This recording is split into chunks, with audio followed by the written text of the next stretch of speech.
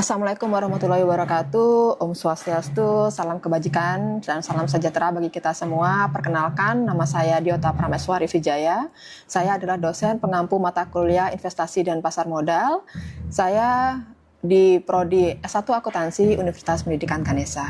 Adapun deskripsi mata kuliah investasi dan pasar modal di sini adalah mata kuliah ini merupakan mata kuliah yang membekali mahasiswa memberikan pengetahuan dengan mengedepankan penguasaan topik utama pada konsep investasi di pasar modal Indonesia.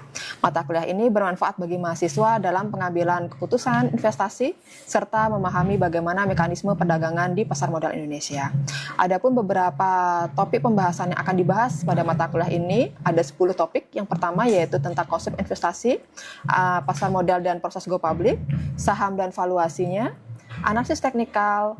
Materi yang kelima adalah obligasi, reksadana, surat berharga derivatif, stock split, stock repurchase dan reverse split, return dan resiko aktiva tunggal dan portofolio, serta yang terakhir materi ke-10 yaitu tentang teori efisiensi pasar. Mata kuliah ini dirancang diberikan kepada mahasiswa untuk semester 5 dengan bobot 3 SKS dan dilaksanakan dalam 16 kali pertemuan tatap muka. Sistem pembelajaran mata kuliah investasi dan pasar modal dilakukan dalam 16 kali pertemuan tatap muka, di mana 2 pertemuan diantaranya terdapat ujian tengah semester dan ujian akhir semester.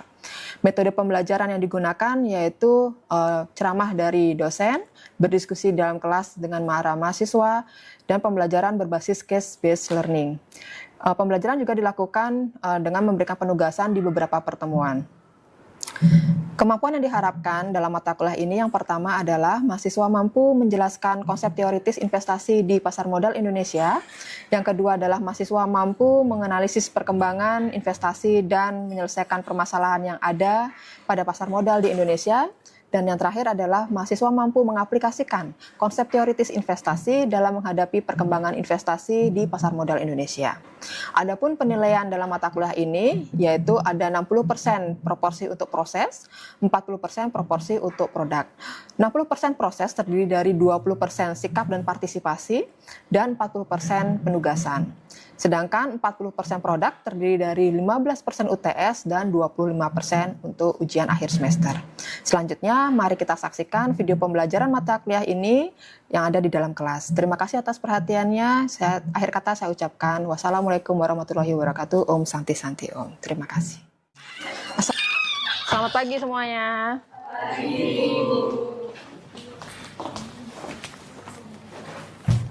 Oke, gimana saya lihat sudah semua datang ya? 27 orang, ada yang nggak hadir hari ini? Enggak ya? Semua hadir kayaknya ya, sudah 27. Oke.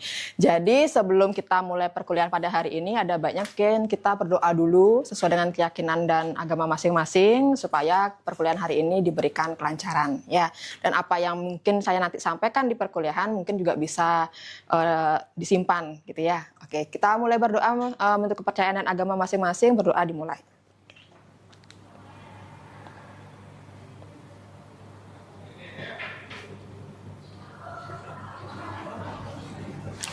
Berdoa selesai. Ya, jadi kita mulai di pertemuan keempat kita akan membahas tentang saham dan valuasinya. Ya, oke kita mulai. Ya. Kelihatan enggak tampilannya? Oke, ada beberapa produk di sana, mungkin beberapa dari antara kalian sudah pernah memakai atau mungkin kesemuanya kalian penggunanya. Ya, saya mulai dari pojok kiri atas. Sekarang kelihatan apa itu produknya?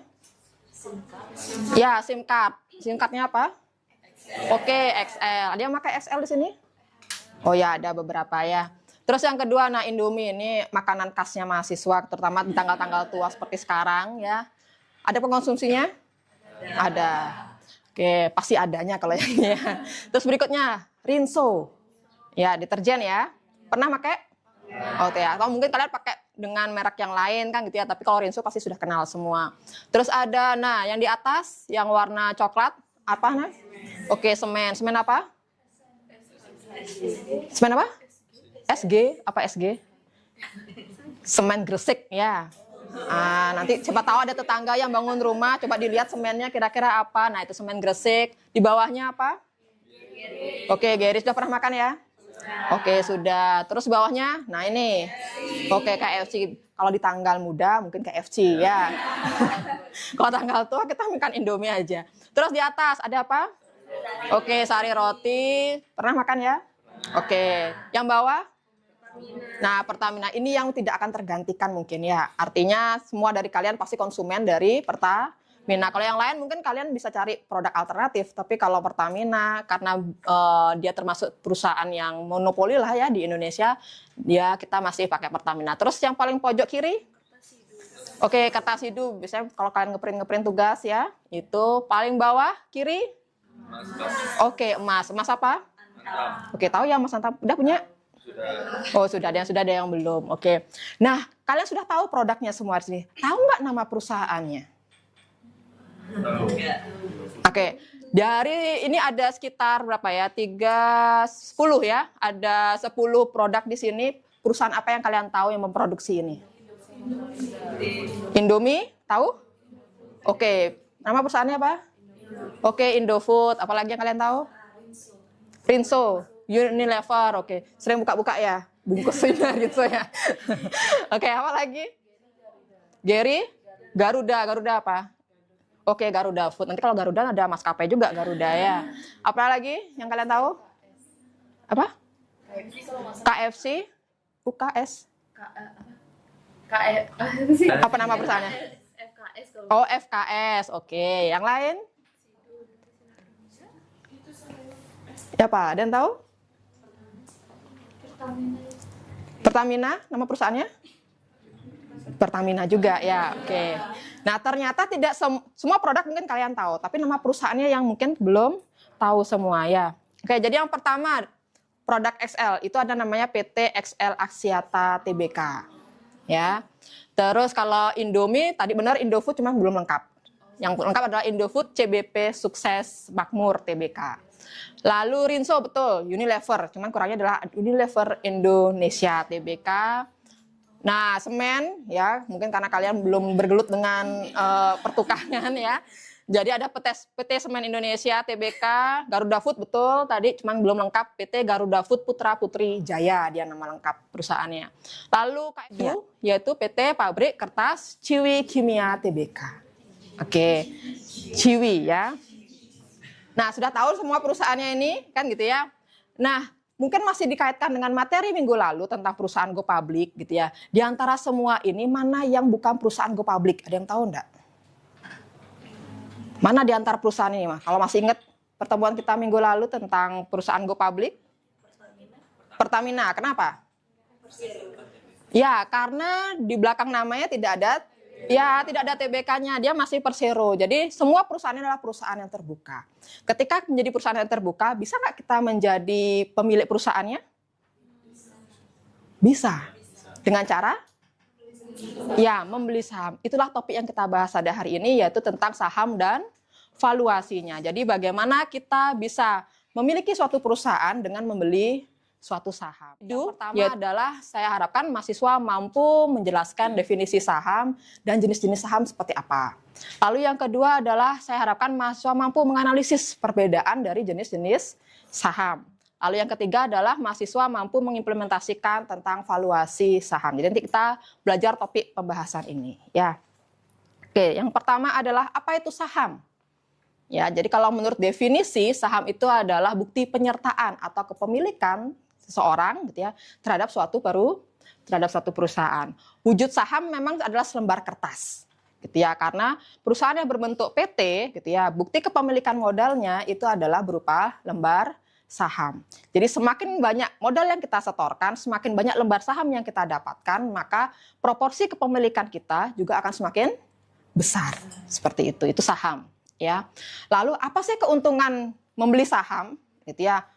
Bukan hanya cita-citanya sebagai pemilik saja, tapi cita-citanya adalah ini, mendapatkan dividen dan juga capital gain. Ada yang pernah dengar istilah dividen?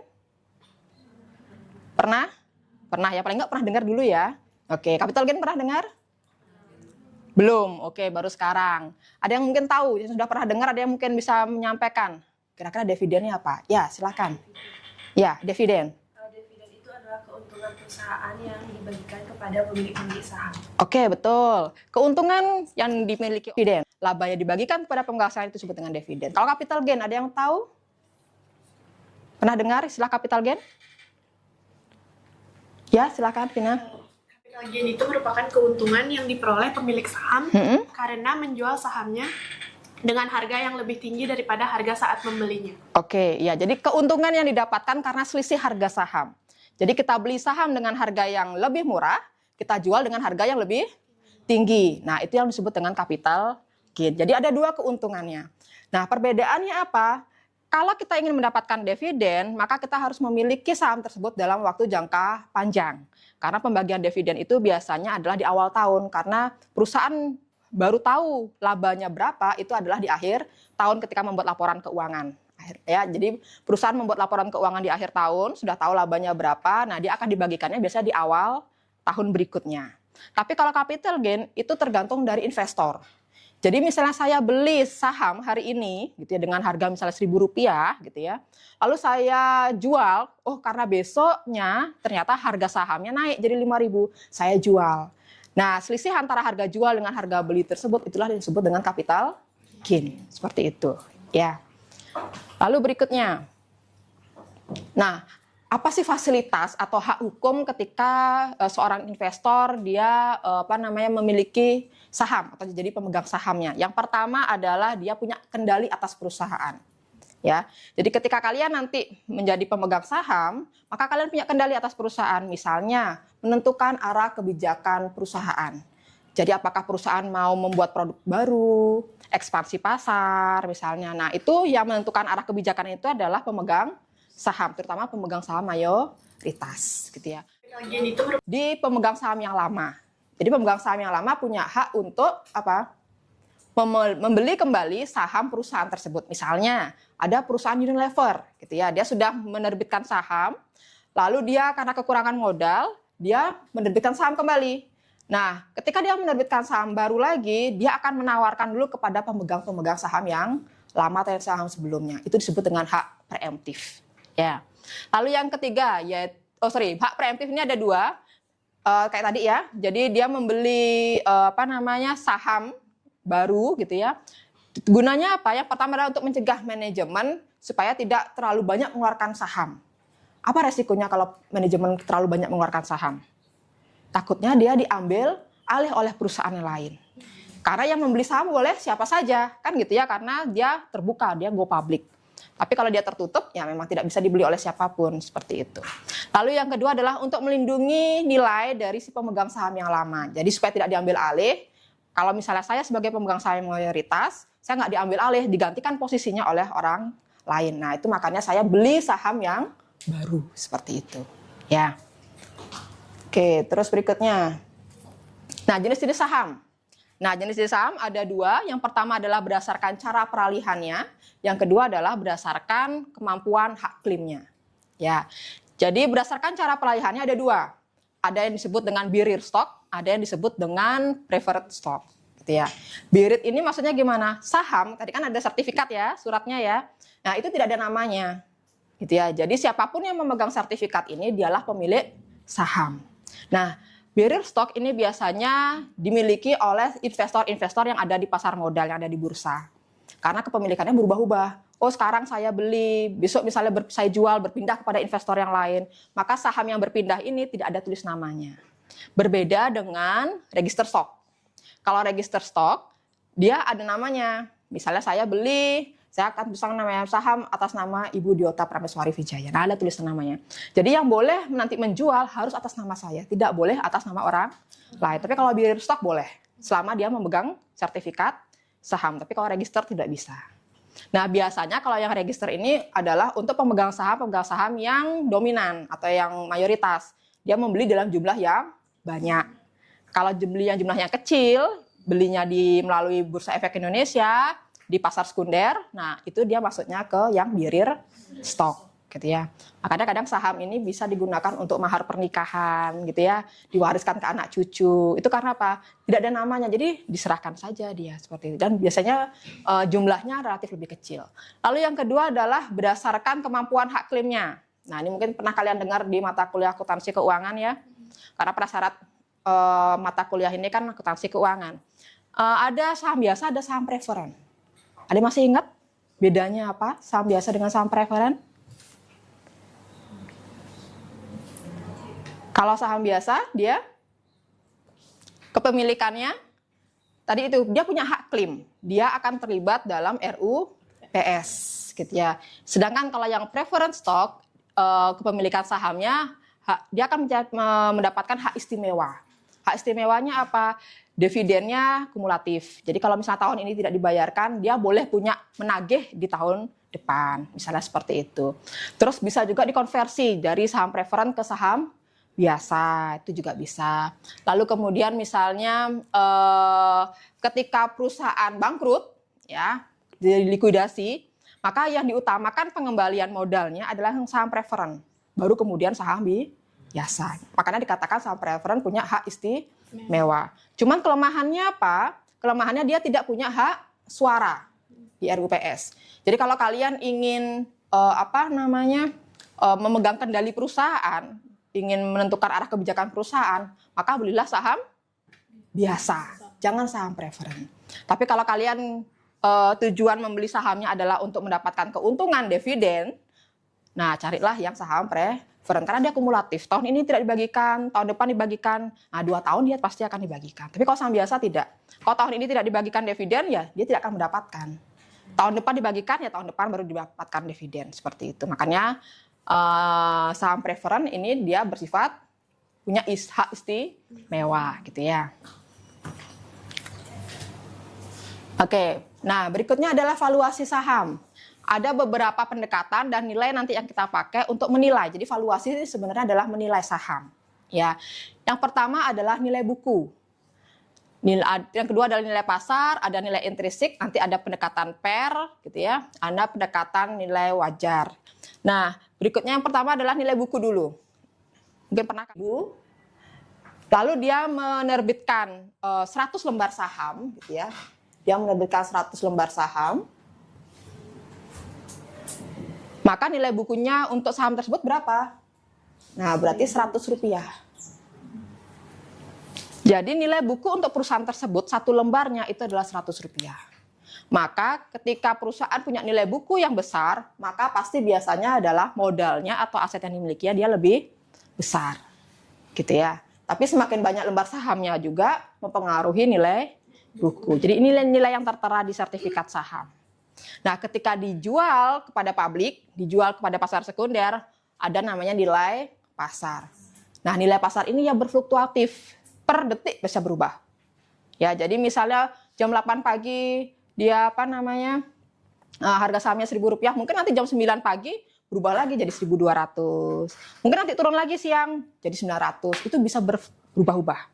Itu karena apa? Karena tergantung dari permintaan dan penawaran yang ada di pasar modal, gitu ya. Jadi untuk harga saham ini sama seperti dengan harga barang, dipengaruhi oleh hukum permintaan dan penawaran. Semakin tinggi permintaan, maka harga barang akan semakin mahal. Ya, semakin tinggi penawaran atau semakin banyak orang yang jual, maka harga saham semakin turun, seperti itu. Ya, logikanya sama misalnya pada saat sekarang, kenapa cabai mahal? Oh, karena musim hujan. Jadi banyak petani yang gagal panen, permintaannya banyak, jadi harga cabai mahal.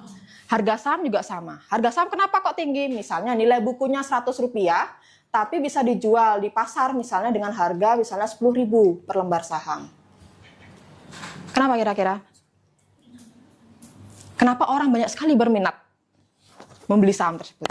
Bisa jadi karena kinerjanya yang bagus, kan gitu ya. Sama seperti tadi saya contohkan di awal, banyak perusahaan-perusahaan itu, kalian kenal kan ya?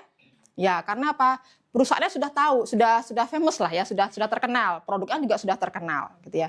Maka bisa jadi kinerjanya juga bagus, harga sahamnya juga lebih tinggi dibandingkan nilai buku. Tapi bisa juga nilai pasarnya lebih rendah karena dianggap kinerja perusahaannya tidak bagus dan di bawah dengan nilai buku. Jadi nilai pasar belum tentu di atas nilai buku. Jadi bisa jadi nilai pasar di bawah nilai buku. Kalau dirasa kinerja perusahaannya kurang bagus, maka investor tidak tertarik dia. Ketika investor tidak tertarik untuk berinvestasi, maka dia akan lebih cenderung menjual dibandingkan membeli saham. Ya, tapi kalau kinerjanya bagus, dia akan cenderungan untuk membeli saham, gitu ya. Lalu berikutnya adalah nilai intrinsik. Nah, kalau nilai intrinsik nilai sebenarnya. Jadi kita akan mengukur seberapa sih nilai seharusnya yang dimiliki oleh suatu perusahaan, gitu ya. Yang didiskotokan menjadi nilai yang sekarang. Jadi nilai yang sekarang berapa? Kita pakaikan value of money, gitu ya, berapa persen inflasi, bunga dan seterusnya. Nanti akan ada nilai masa depan. Jadi kalau misalnya sekarang saya investasinya 1.000, masa depan investasinya berapa? Ya kita hitung dia berdasarkan nilai future value-nya berapa, gitu ya. Nah, tapi yang lebih famous atau yang lebih sering digunakan itu adalah pendekatan pair. Ada yang pernah dengar pendekatan pair? Belum ada yang tahu? Oke. Pendekatan pair itu adalah price earning ratio. Jadi bagaimana seberapa besar seorang investor dia akan memiliki menilai harga sahamnya berdasarkan kelipatan dari earningnya atau berdasarkan dari labanya. Logikanya adalah kalau kalian jadi investor nih, lebih suka perusahaan yang labanya besar atau labanya kecil? Kalau kalian jadi investor? Kalau mau berinvestasi cari perusahaan yang labanya besar atau labanya kecil? Pasti yang labanya besar. Kenapa? Ya kembali lagi ke dividen. Kalau perusahaan labanya besar, maka dividennya pasti? Ya, dividennya pasti akan besar juga. Maka investor akan meliriknya adalah dari sisi laba. Makanya biasanya pendekatan pair ini yang paling sering digunakan. Ya, jadi pendekatan pair itu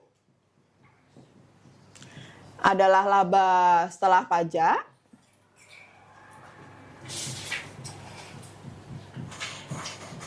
dibagi dengan total jumlah lembar sahamnya.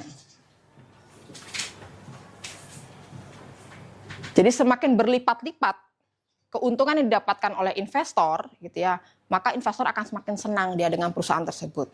Maka harganya akan semakin tinggi. Maka nilai pasarnya tadi itu akan semakin tinggi dia dibandingkan dengan nilai buku. Karena ini laba setelah pajaknya. Oke, kita ambil contoh ini. Oke, ada perhitungan di sana, ada case.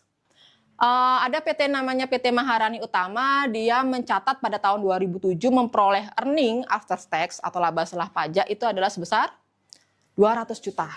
Oke. Nah, dan saham biasanya yang beredar adalah sebesar 200.000. Berapa nilai pairnya? Nah, berarti kita cari dulu laba setelah pajaknya. Berapa laba setelah pajaknya? Oke, laba setelah pajak adalah 200 juta. Dibagi dengan? Oke, dibagi dengan jumlah lembar sahamnya berapa? Oke, 200.000. Nah, ini tinggal dicoret saja. Duanya jadi 1. Menjadi berapa? Oke, Rp1.000 per lembar. Maka ketika seorang investor punya investasi, gitu ya, dia akan mendapatkan keuntungannya adalah 1.000 kali lipatnya di kemudian hari. Jadi semakin besar laba setelah pajaknya, maka pasti nilai pairnya akan semakin tinggi. Karena kalau jumlah lembar saham, biasanya perusahaan itu tidak tiap tahun menerbitkan saham baru. Karena beresiko ya, seperti saya bilang tadi, ketika perusahaan menerbitkan saham-saham baru, maka biasanya dia pasti akan kecenderungan nanti akan diambil alih perusahaannya. Gitu ya. Makanya dia biasanya tidak setiap tahun, tapi kalau memang dia membutuhkan modal, nah dia baru menerbitkan saham baru, gitu ya. Oke, terus silakan, ada yang mau mencoba menjawab? Ya. Yang menyebabkan suatu harga saham itu mengalami kenaikan atau penurunan itu tidak dari harga pasarnya, Ibu. Jika suatu investor itu lebih banyak membeli, maka harganya akan lebih tinggi. Nah, jika investor itu lebih banyak menjual, maka harganya akan lebih turun. Oke, ya. Jawabannya sudah bagus. Mungkin dia mau menambahkan atau menyempurnakan lagi? Ya, silakan. Jadi harga saham itu dapat naik atau turun itu dapat disebabkan atau dipengaruhi oleh permintaan dan penawaran yang ada di pasar. Oke, ya. Nah, sekarang permintaan dan penawarannya soalnya dia bagus, gitu ya. Atau misalnya kondisi yang lain, misalnya iklim ekonomi di Indonesia sedang bagus gitu ya, maka kemungkinan orang-orang akan cenderung membeli saham dibandingkan berinvestasi pada emas. Mungkin harga emas turun gitu ya. Jadi orang-orang akan berbondong-bondong berinvestasi di saham. Atau pada saat misalnya deposito atau tingkat suku bunga sedang turun, maka orang akan lari-lari ke saham. Nah, itu akan mempengaruhi iklim di pasar modal juga. Nah, itu mempengaruhi permintaan. Terus bisa juga misalnya pada saat kondisi pandemi kemarin, iklim perekonomian kan agak lesu ya. Nah, banyak orang karena yang membutuhkan pendapatan dan sebagainya, butuh uang cair, maka kebanyakan mereka akan menjual. Maka harga saham pada saat pandemi kemarin akan mengalami penurunan dia. Nah, itu contoh-contoh yang menyebabkan fluktuasi harga saham di pasar modal. Oke, terus yang berikutnya, salah satu keuntungan saham adalah dengan memperoleh capital gain. Ya, tadi sudah dibahas ya, capital gain itu apa. Nah, sekarang bagaimana mekanismenya? Ya, silakan. Itu adalah keuntungan dari selisih positif atau dari investor membeli harga sebuah saham dan menjualnya. Ya. Jadi mekanisme itu investor tuh membeli di harga 1.000, kemudian investor tuh menahan dan ketika harga dari saham itu naik sekitar 1.200 maka investor akan menjualnya, dan selisih antara 1.000 dan juga 1.200 itu adalah capital gain dari saham. Oke, ya. Ya, kayaknya sudah jelas ya dari sampaikan temannya tadi ya. Jadi capital gain tadi adalah selisihnya. Ya, selisih ketika kita membeli dan menjual saham. Maka mekanismenya gimana? Ya, berarti kita belinya dengan harga yang murah, kita jualnya dengan harga yang lebih tinggi. Gitu ya. Nah, ini mungkin yang nggak berlaku di investasi yang lain mungkin ya. Misalnya kalau kita beli motor sekarang kita jual, bisa jadi malah nilainya malah turun. Tapi kalau saham tidak. Gitu ya. Tapi ketika harga saham misalnya, Bu saya beli 1.000 Bu, kalau harga saham makin lama makin turun, bukannya makin naik, kan bisa jadi seperti itu ya. Maka apa yang kita lakukan? Diamkan saja.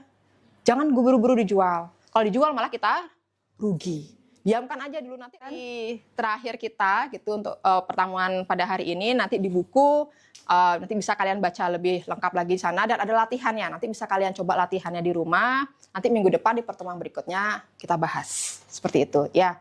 Nah, untuk pertemuan hari ini, ada yang mau menyimpulkan pertemuan kita pada hari ini? Apa yang bisa kita tangkap dari sini? Berkaitan dengan saham, apa yang bisa kalian pilih? Bu, ya. Kalau mau bertanya boleh? Boleh, silakan. Tadi kan sudah dijelaskan mengenai jenis saham tuh, Bu. Saya penasaran di hak kepemilikan itu kan ada saham biasa dan juga saham preferen. Nah, apakah ada perbedaan harga antara saham biasa dan juga saham preferen dengan perbedaan? Ya. Oke, betul. Ada perbedaan harganya. Jadi saham biasa biasanya lebih murah dibandingkan saham preferen. Karena saham preferen punya hak istimewa, maka harganya juga akan lebih mahal. Selain itu, kalau saham preferen dia punya kategori-kategori kelas-kelas harganya. Jadi ada yang kelas mungkin lebih rendah, sedang, lebih tinggi, ya seperti itu ada dia kelas-kelasnya. Kalau saham biasa kecenderungan tidak ada, tapi ada juga yang ada. Tapi biasanya saham preferen yang punya kelas-kelas kategori harga seperti itu. Yang jelas saham preferen pasti lebih mahal dibandingkan saham biasa. Dan lagi selain keuntungan dividen tadi saya sampaikan tadi adalah saham preferen itu bisa dikonversi menjadi saham biasa. Tapi saham biasa tidak bisa dikonversi menjadi saham preferen. Seperti itu. Oke, bisa dipahami ya? Oke, ada yang mau ditanyakan dulu? Oke. Jadi kesimpulan pembelajaran kita pada hari ini adalah saham adalah sertifikat kepemilikan dari seorang investor untuk memiliki suatu perusahaan. Ya. Ada berapa jenis saham? Ya, ada 2 kalau menurut hak kepemilikannya ya. Ada apa aja? Ya, ada saham biasa dan saham.